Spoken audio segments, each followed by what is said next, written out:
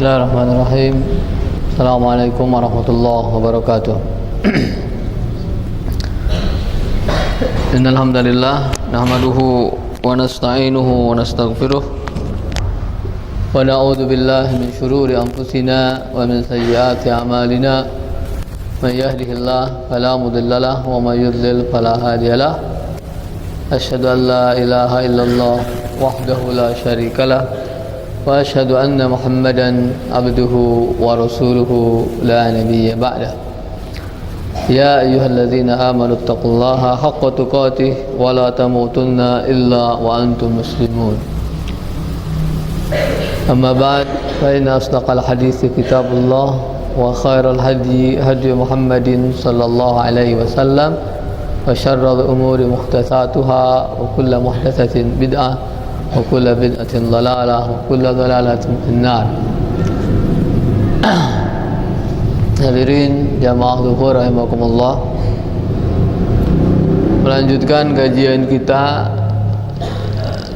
dalam Kitabul Ilm karya Syekh Muhammad Ibn Shalih Ibn Utsaimin.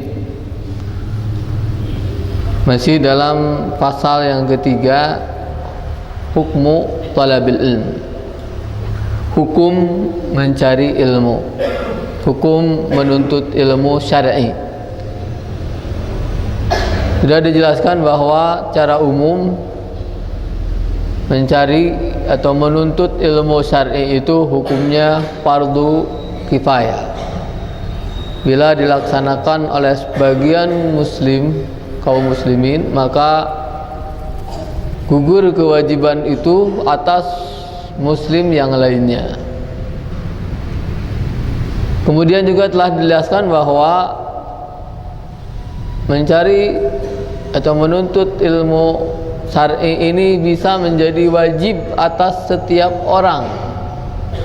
Hukumnya fardu ain, wajib aini atas setiap orang dalam masalah-masalah yang ia akan hadapi, baik dalam ibadah maupun muamalah. Kemudian Syekh Muhammad bin Utsaimin mengatakan, wala syakka anna talabal ilmi min afdalil a'mal. Tidak diragukan bahwa menuntut ilmu adalah amal yang paling utama. Menuntut ilmu adalah amal yang paling afdal. Menuntut ilmu adalah perbuatan yang paling mulia, paling istimewa. Bal huwa minal jihadi fi sabilillah. Bahkan menuntut ilmu adalah jihad fi sabilillah. Menuntut ilmu itu salah satu bentuk jihad. Karena jihad itu bukan hanya perang. Ya. Jihad itu mengerahkan segala kemampuan yang ada pada diri untuk melaksanakan perintah-perintah Allah Subhanahu wa taala. Itu jihad. Oleh karena itu Rasulullah sallallahu alaihi wasallam menjelaskan, man kharaja fi talabil ilmi fa huwa fi sabilillah. Barang siapa yang keluar dari rumahnya untuk mencari ilmu, bahwa fisabilillah, maka dia sejak saat keluar dari rumahnya itu sedang berada dalam jihad, sedang berada dalam jihad fisabilillah. Sampai kapan? Sampai hatta yarji'a, sampai dia pulang kembali ke rumahnya. Jadi Arik sekarang sedang jihad, Fayyad sekarang sedang jihad. Jalaluddin As-Suyuti sekarang sedang jihad. Fikri Adz-Dzawahiri sedang jihad, keluar dari rumahnya, datang ke Al-Maktub dengan niat mencari ilmu, menuntut ilmu syar'i. Sekarang sedang berada dalam kondisi jihad. Dan itu tidak salah, karena Allah Subhanahu wa taala juga membagi kaum mukminin dalam istilah jihad. Dalam jihad itu menjadi dua kelompok. Di akhir surat At-Taubah Allah Subhanahu wa taala menyebutkan, wa ma kana al-mu'minuna liyanfiru kaffah falaula nafara min kulli firqatin minhum ta'ifah liyatafaqahu fid din wa ma kana al-mu'minuna liyanfiru kaffah. Tidaklah orang-orang mukmin itu tidak seharusnya orang-orang mukmin itu pergi berperang kafah. Apa kafah? Kalau orang Jawa bilang KB. Kafah itu KB ya. Sama dengan bahasa Sunda KB. Tidak mesti semua orang mukmin pergi berperang ke medan perang. Karena apa? Falaula nafara min kulli firqatin minhum ta'ifah liyatafaqahu fid din. Harus ada dari setiap kelompok beberapa orang yang tafaqahu fid din, pergi memperdalam ilmu. Jadi mencari ilmu itu sebanding dengan jihad. Ya, kalau terjadi perang besar antara kaum muslimin dengan orang-orang kafir, tidak mesti semua pergi jihad. Karena apa? Harus ada orang yang mempelajari ilmu syar'i ini supaya jangan hilang. Kalau semua orang pergi jihad, kemudian semua orang meninggal, siapa yang akan memelihara ilmu syar'i ini? Makanya pahala orang yang menuntut ilmu syar'i itu sama dengan pahala orang yang berjihad, berperang di jalan Allah Subhanahu wa taala. Ya. Kemudian kata Syekh, wala siyama fi waqtina hadza. Terlebih lagi di zaman kita sekarang, artinya kebutuhan terhadap mencari ilmu syar'i di zaman sekarang itu lebih daripada di zaman dahulu. Kenapa? Pan Rais, kenapa? Karena semakin jauh manusia dari masa Rasulullah Sallallahu Alaihi Wasallam, semakin baik atau semakin buruk? Semakin buruk, semakin jelek. Kata saya Saimin, hina bada'atil bid'ah tadhharu fil mujtama'il islami wa tantashiru wa takthur. Di zaman sekarang ini bid'ah. Apa bid'ah? Amalan-amalan yang diakui sebagai ibadah padahal tidak ada contohnya dari Rasulullah Sallallahu Alaihi Wasallam, tidak diperintahkan, tidak diajarkan oleh Rasulullah Sallallahu Alaihi Wasallam. Bid'ah itu di zaman sekarang sudah banyak menyebar di mana-mana, sampai banyak di antara kaum muslimin tidak bisa membedakan mana bid'ah, mana sunnah. Ya, banyak di antara kaum muslimin menganggap Pokoknya kalau orang berzikir itu ibadah, bagaimanapun bentuknya. Mau zikir sambil duduk, mau zikir sambil goyang-goyang kepala, zikir sambil berdiri seperti menari, zikir seperti disko, zikir seperti artis sedang menyanyi, bahkan zikir sampai seperti orang yang mabuk. Ada semua sekarang. Banyak orang beranggapan, oh yang namanya zikir semua ibadah. Kenapa seperti itu? Karena tidak tahu bagaimana sebenarnya zikir yang diajarkan oleh Rasulullah Sallallahu Alaihi Wasallam.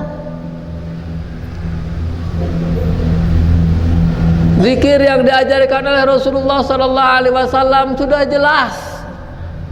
Baik apa yang dizikirkan, apa yang dibaca dalam zikir, caranya diajarkan oleh Rasulullah Sallallahu Alaihi Wasallam dengan suara lembut sambil direnungi. Kalau sedang berada dalam kesendirian sambil menangis, itu zikir. Tapi di zaman sekarang banyak orang yang tidak tahu bagaimana zikir yang benar. Banyak orang ketika melihat seseorang pakai sarung, pakai peci, pakai sorban, sarung putih, pakai sorban, kemudian di tangannya ada tasbih, jalan kemana-mana goyang-goyang tasbih terus, itu dianggap apa? Dianggap orang soleh, bahkan mungkin dianggap orang luar biasa. Begitu pandangan orang. Ya, kenapa seperti itu? Karena bid'ah sudah menyebar dan mendarah daging di tubuh umat Islam, sehingga ketika ada orang yang melakukan ibadah sesuai dengan sunnah Rasulullah Sallallahu Alaihi Wasallam, banyak yang diperangi, banyak yang dimusuhi. Ketika ada orang meninggal, apa yang dilakukan? Orang sudah banyak mencampur aduk antara sunnah dengan bid'ah. Ya, ketika ada orang yang meninggal, baca Quran di atas kuburan 3 hari, 7 hari, ada yang 40 hari, sesuai dengan tarifnya.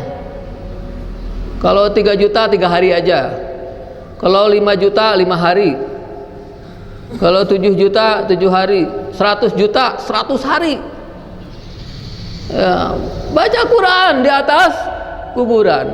Kalau ditanya, kalau kita katakan baca Quran di atas kuburan itu bid'ah, mereka akan mengatakan, kamu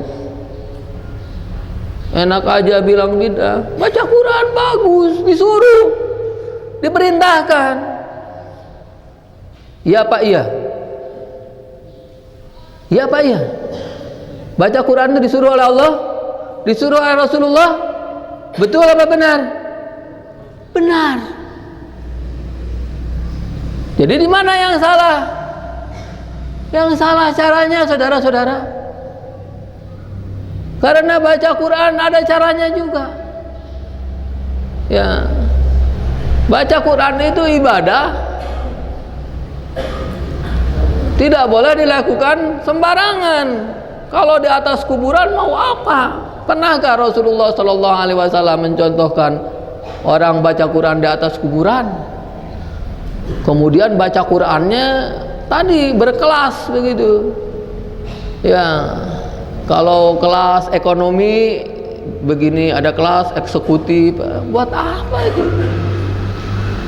Nah, ketika ada satu keluarga yang salah satu anggotanya meninggal, kemudian tidak melaksanakan bacaan Quran di atas kuburan itu, dimusuhi, diperangi. Wah, disebarkan berita, wah ini keluarga ini tidak sayang sama bapaknya. Bapaknya itu dianggap anjing mati, dibiarkan begitu saja. Jadilah orang yang melaksanakan sunnah itu orang yang dikucilkan, diasingkan, dimusuhi. Kenapa seperti ini? Karena bid'ah sudah merasuk ke tubuh umat Islam dan sulit dilepaskan. Kemudian itu masalah kita, bid'ah. Yang kedua, wa bada'al jahlul katsir mimman yatatalla'u ilal ifta bighairi ilm. Di zaman sekarang banyak juga orang-orang yang memberi fatwa tanpa ilmu. Ya, ada orang pinter ceramah, pinter pidato, walaupun isinya nggak karuan, dianggap ustaz. Nanti ditanya, jawabnya seenaknya. Ada yang ditanya, ustaz, bagaimana hukumnya pacaran? Jawabnya apa? Nggak apa-apa pacaran, asal islami. Gitu.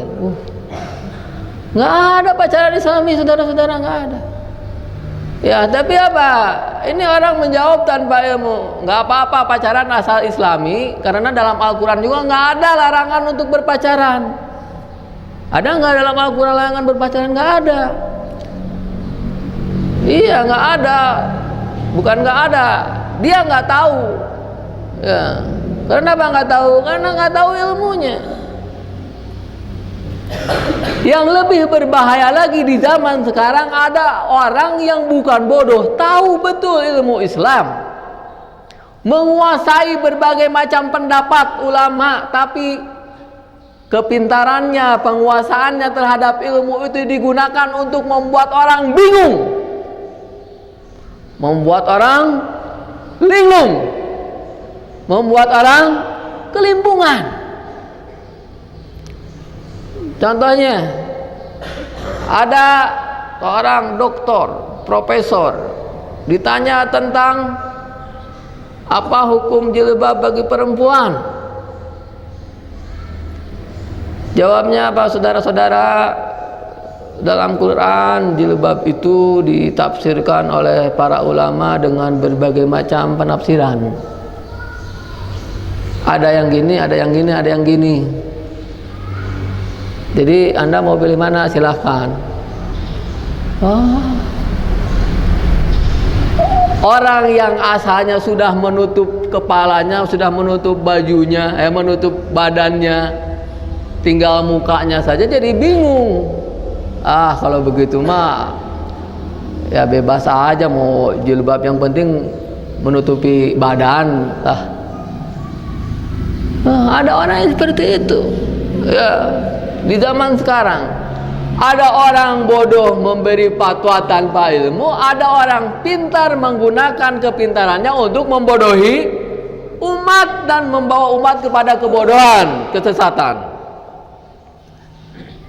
Kemudian wabada'al jadalu min katsirin minan nas, begitu juga pertentangan, perdebatan banyak terjadi di antara umat Islam. Kata Syekh Utsaimin, fahadihi thalathatu umurin kulluha tuhattimu ala syabab ayyahrisu ala talabil. Tiga hal ini, kalau diperhatikan, tiga hal ini yang menjadikan mencari ilmu syar'i wajib bagi setiap pemuda Muslim. Yang pertama apa tadi?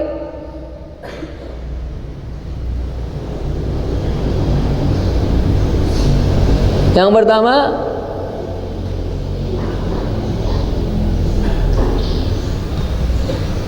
Yang pertama,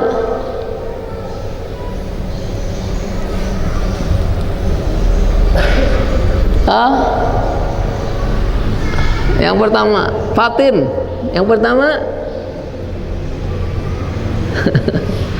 yang pertama tersebarnya bid'ah.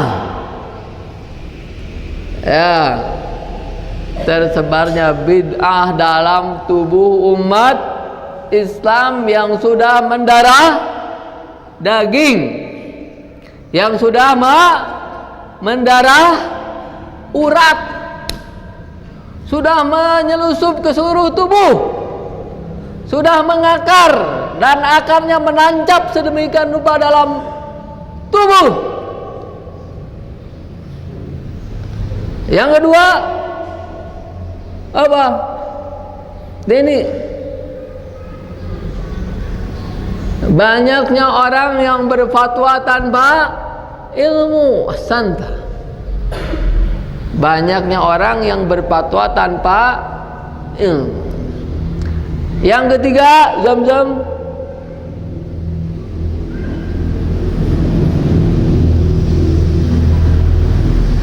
Banyaknya perdebatan di antara manusia. Nah, saya ulangi, ya, kata saya Muhammad bin Shalih Al-Utsaimin, 3 hal yang menyebabkan wajibnya talabul ilmi syar'i atas setiap pemuda muslim. Yang pertama, alif urban, tersebarnya bid'ah. Yang kedua, afnan. Yang ketiga, Ahmad.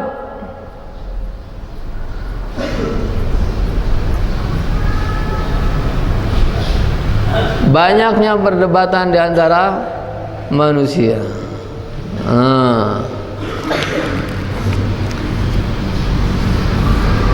Kemudian pasal terakhir ini ditutup oleh Syekh, famin ajli dzalika fanahnu fi daruratin ila ahli ilmin indahum rusuhun wa sa'atu tila.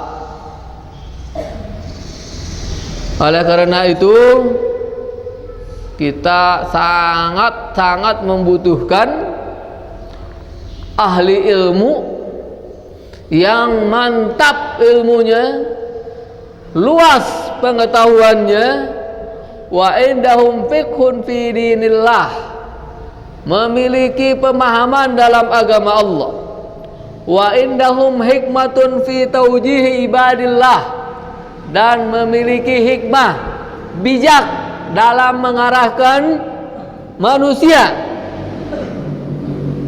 Lianna katsiran minan nasil an yahsuluna ala ilmin nadhari fi mas'alatin minal masail wala yahummuhumun nazar ila islahil khalqi wa ila tarbiyatihim. Di zaman sekarang banyak sekali orang yang mempelajari ilmu tapi sebagai teori saja, tanpa memperhatikan keadaan manusia, tanpa memperhatikan apa yang dibutuhkan oleh orang, sehingga antara ilmu yang dipelajari tidak, seolah-olah tidak berhubungan dengan kenyataan yang dihadapi, sehingga antara ilmu dan amal tidak berbarengan. Nah, ini tugas kita semua, para pemuda muslim, bahwa kita semua memiliki kewajiban, setiap orang di antara kita, ya, setiap orang di antara kita mempunyai kewajiban untuk mencari, menuntut ilmu syar'i untuk menghadapi 3 hal tadi, ya, kebodohan, bid'ah, kemudian kebodohan dan perdebatan. Subhanakallahumma wa bihamdika nashhadu an la ilaha illa anta nastaghfiruka wa natubu ilaik. Assalamualaikum warahmatullahi wabarakatuh.